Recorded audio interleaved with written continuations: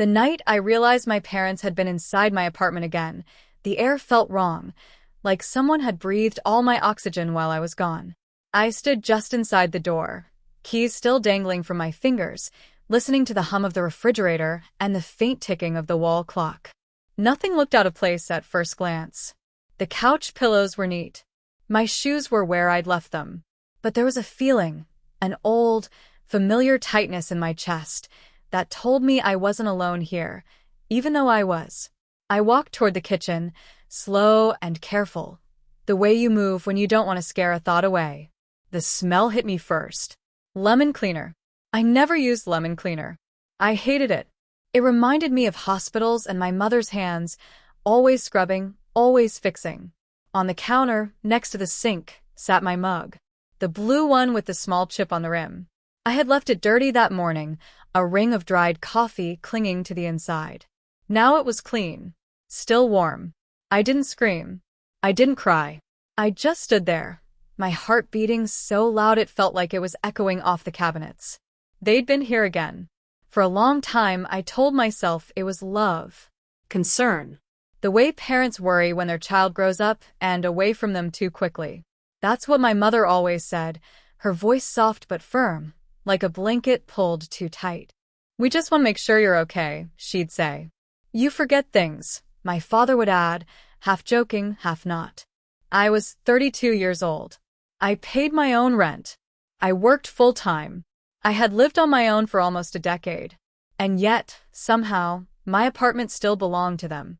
That night, I sat at my small kitchen table, fingers wrapped around the warm mug, staring at the wall where a faint shadow marked the spot my parents' old hallway clock used to hang, back when I still lived with them. I could almost hear it ticking, steady and watchful. I didn't know yet that this would be the moment everything began to change. All I knew was that something inside me had finally gone quiet. And when that happens, it's usually because something else is waking up. Before all of this, my life was ordinary in the best way. I worked as an administrative coordinator at a mid-sized logistics company. It wasn't glamorous, but it was stable. I liked the rhythm of it, the emails in the morning, the meetings that started on time, the soft clatter of keyboards in the open office. My coworkers brought in homemade food on Fridays. Someone was always celebrating a birthday, or a new baby, or a promotion. I lived alone in a one-bedroom apartment on the third floor of a quiet building.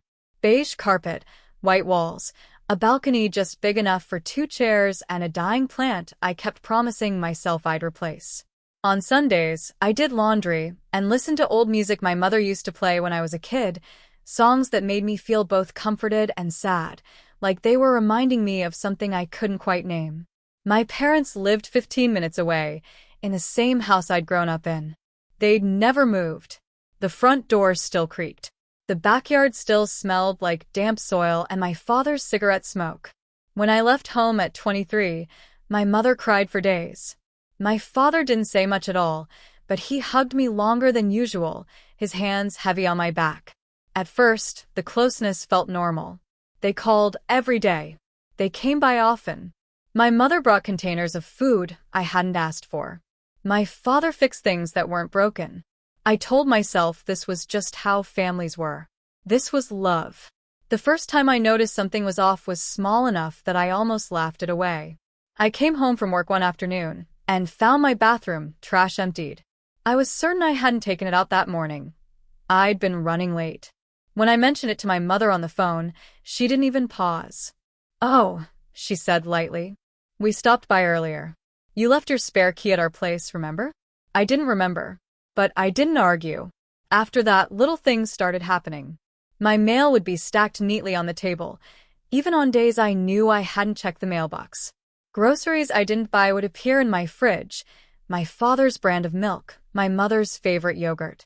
Once, my bedroom window was closed when I was sure I'd left it open. Every time I asked, there was an explanation.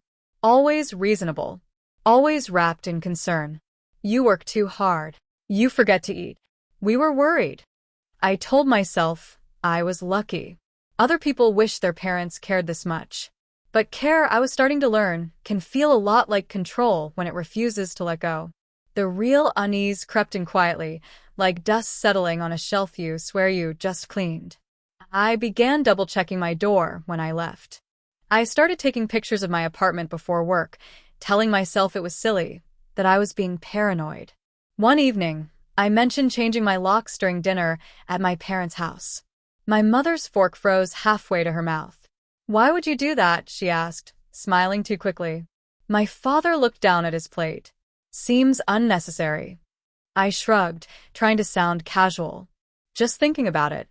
The rest of the meal passed in strained politeness. The clock on the wall ticked loudly between us, each second landing like a warning. That night, lying in my own bed, I stared at the ceiling and felt something unfamiliar settle into my bones, a slow, creeping sense that my life was not entirely mine. I didn't know it yet, but the first line had already been crossed.